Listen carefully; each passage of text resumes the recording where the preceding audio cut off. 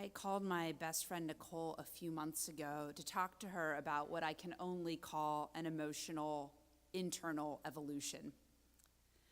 I said to her, so when I was a kid, I used to tease my mom mercilessly about crying at everything she saw on TV, even car commercials. And then this past week, I was watching TV for the first time in ever because I have 3 tiny children at home. And I saw this car commercial, and I totally started crying. But not just a little bit, I mean sobbing. And Nicole didn't miss a beat. Was it the Subaru commercial, she said to me. I laughed, I'm like, yes, the one where the family grows up. And she said, I know, it gets me every time. My sermon this afternoon is about love. And it begins with 3 stories. Yes, these are love stories. And I say this without irony, without self-consciousness, and without apology. Friends, I need to start with the obvious, and we've said it more than once these holidays. I am appalled by the current tenor of our national discourse. The words that our elected officials use, in particular our president, now strike an incessant and alarming tone.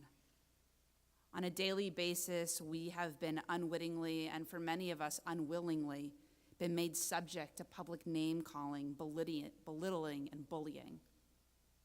As an educator, as a rabbi, as a parent, as a human being, I have spent, I'm sure as you have, a lot of time thinking about what to do with this.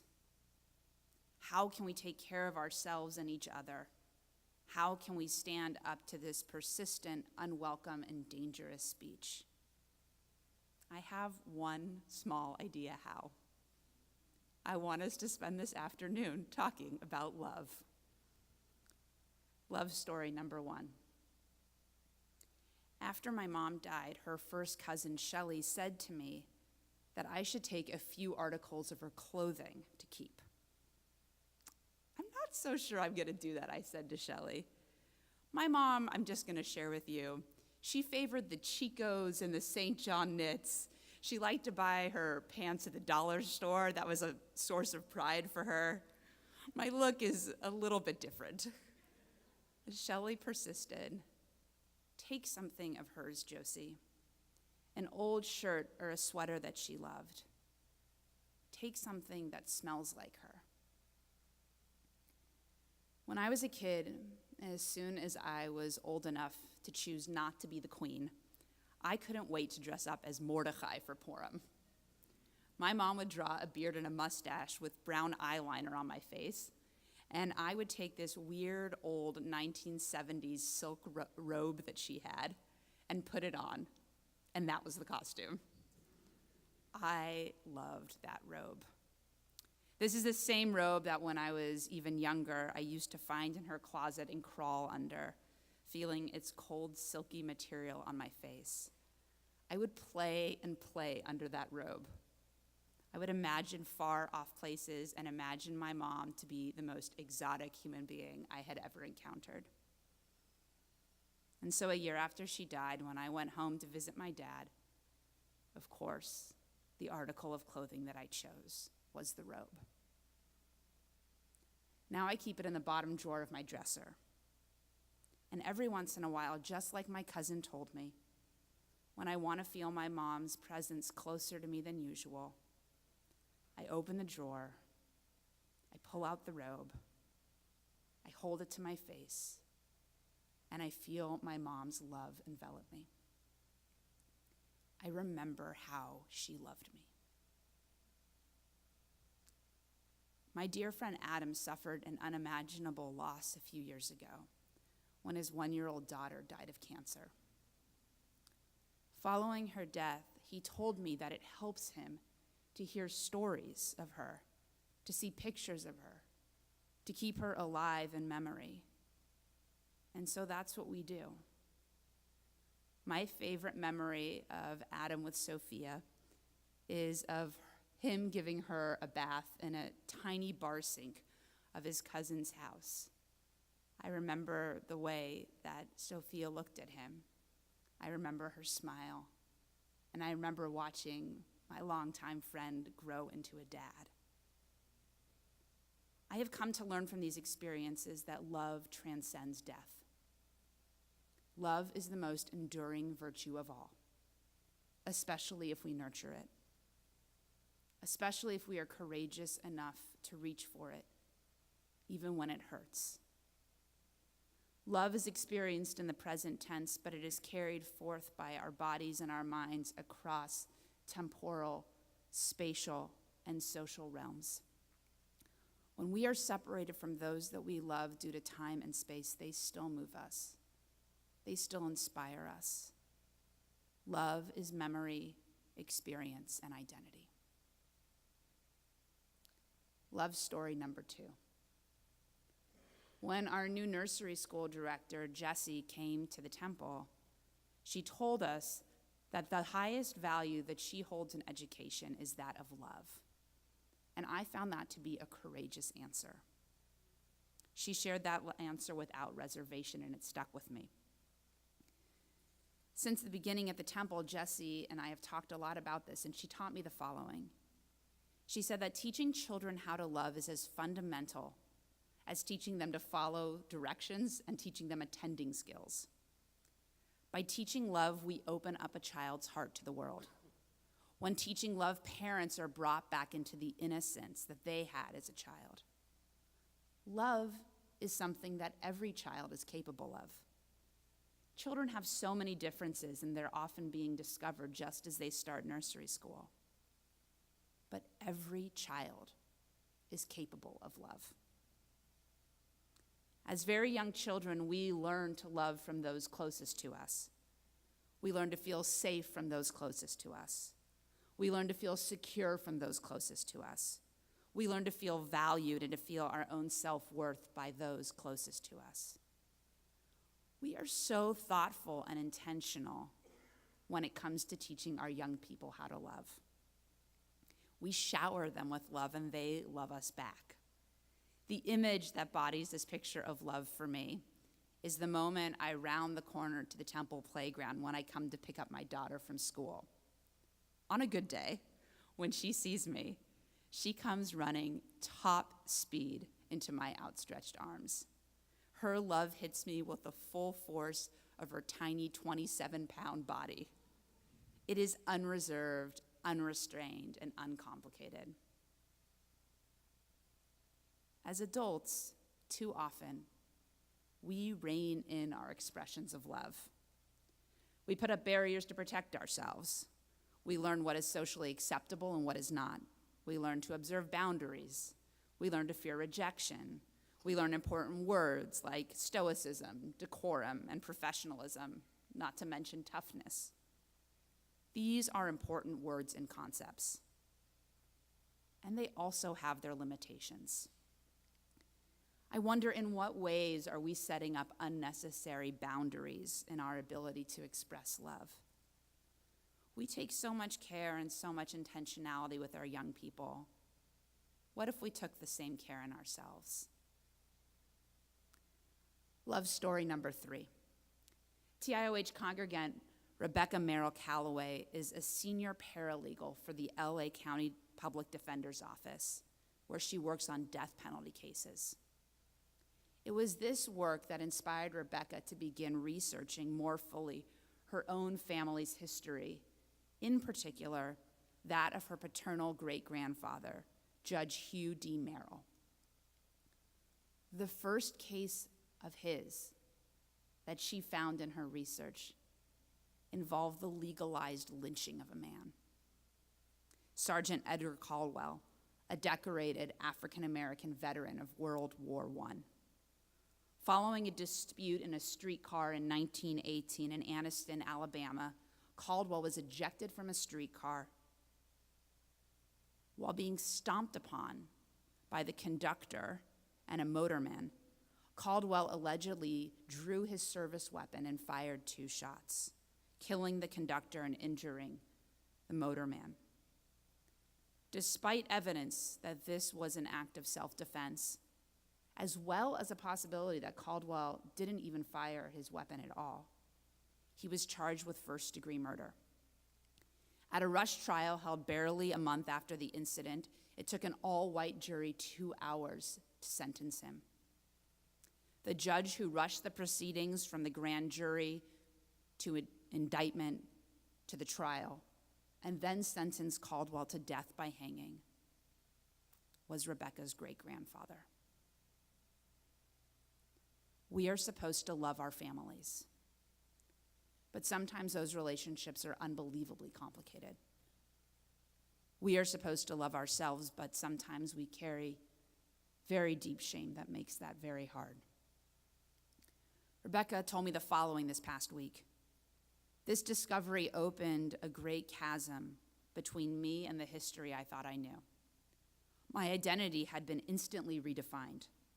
All my memories and the stories of my family, the articles and the accolades had to be put through this new lens. It's a strange sensation to realize that the name you have carried your whole life connects you to something you detest with your whole being. So I want to tell you why Rebecca wasn't with us for Rosh Hashanah services last week. She was in Alabama, working with a nonprofit to discuss how to memorialize Caldwell and bring more awareness to his case. On the last day of her visit, she visited his grave. And here's what she said about it.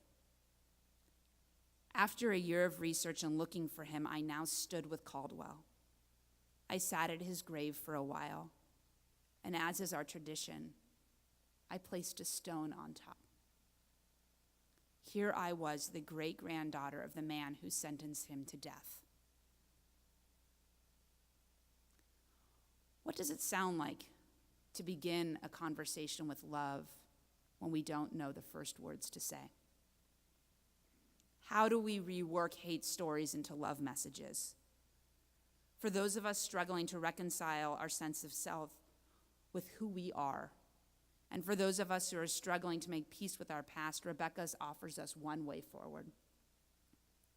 We open our eyes to the truth. We show up and do the hard work. We humble ourselves and we wrestle. We try to make the thing right. We become a generation of love by writing new stories. Here are the love lessons, the takeaways I'd like to highlight for us as we come to the final hours of our fast this Yom Kippur. Number one way to make love manifest is through prayer. Rabbi Nachman of Bratslav taught that we should set aside each day to pray with a broken heart and then to spend the rest of the day in joy. On the surface, this may seem like an overly simplistic way of being until we remember that Rabbi Nachman struggled with deep depression most of his life. He knew of darkness and light, and so when he says to give space for both, I listen to him. Part of loving means breaking open our hearts and acknowledging pain, our own pain, the pain of those we know, and the pains of the world. Rabbi Nachman teaches that we can pray from that pain, that in touching sorrow, we actually encounter the animating, unifying force of the universe. By touching both sides of our hearts, the loss and the gain, we come to embrace the blessings. When I open my bottom drawer and take out my mom's robe, I allow myself to sit in grief. And in so doing, I also allow myself to sit in love. Opening our hearts to the most primary act of loving lets it all in, the heartbreak and the heart swell. Which needs your attention? And can you make space for both? 2, here's the thing. At our temple, it's not just the preschool that teaches love. It's also our senior rabbi. When people tour our day school, the admissions director, Glenda Dragan, loves to say that our senior rabbi often signs his emails with the following salutation, "With love, John." And that describes this place. We are a place of love. And John, it's true. There are many people, some rabbis even, who are filled with cynicism. They look for opportunities to share a snide remark or preempt their words or actions with a sharp aside that gets a quick laugh. It undercuts the sentiment. Rabbi Rossoff doesn't do that. He's authentic. He approaches the world with love. And in this way, you are my teacher, and I think you're all of our teachers. I know we can't all sign our emails with love, but you get the idea. We can all be free with our loving words. To speak lovingly isn't showering people with praise or platitudes. It's about letting folks know that we see them and we honor them for who they are. How do we respond to the negative vitriol swirling around us? As Rabbi Masagia said earlier this morning, it's by speaking words of dignity and compassion and generosity and curiosity, and by speaking those words with the freedom of a child racing full force toward her parent. 3, and how do we reconcile the fact that sometimes our hearts are so broken it feels impossible to love? How does Rebecca confront the fact that her great-grandfather called for the legalized lynching of a man? We need a practice that allows for a love bigger than ourselves. Our tradition has many words for love, but the two that I want to focus on are ahava and chesed. Ahava is the kind of love that's earned in a relationship. Our tradition teaches, though, that we shouldn't be stingy with our ahava. We shouldn't hold it too tightly, stingily saving it for just those select few who have earned it. We're challenged to transcend our own feelings of vulnerability. We are challenged to love with ahava rabbah, a great love that is powerful and big and revolutionary. This love, I think, is called chesed. Chesed is a love that is unconditional, one that transcends space and time, one which we are taught to extend to every human being, whether they deserve it or not.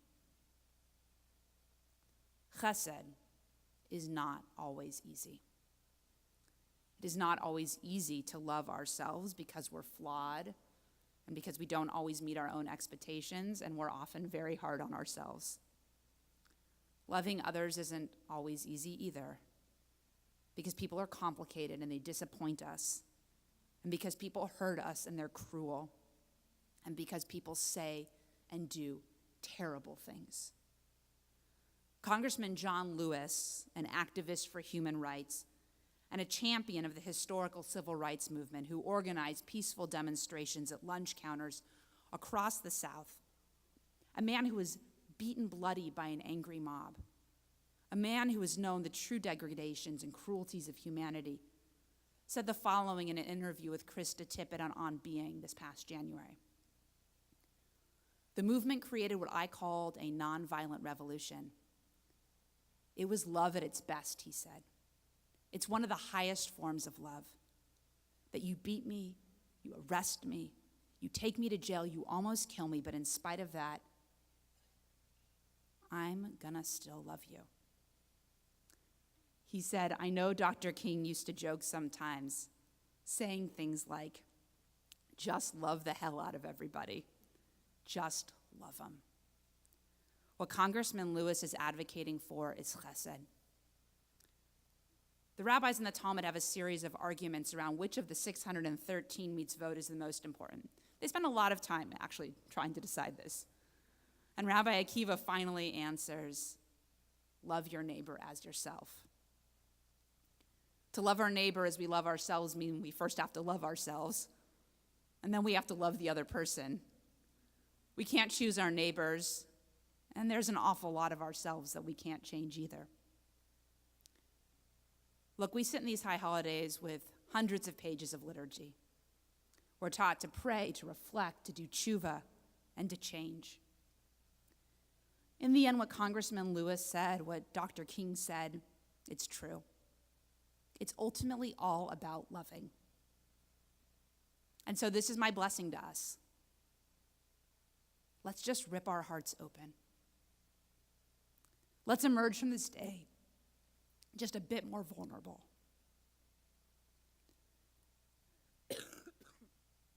to seek out opportunities to exercise great, eternal, revolutionary love, to respond to hate with love, to respond to vitriol with love, to respond to the intractable with love, to respond to others with love, to respond to ourselves with love.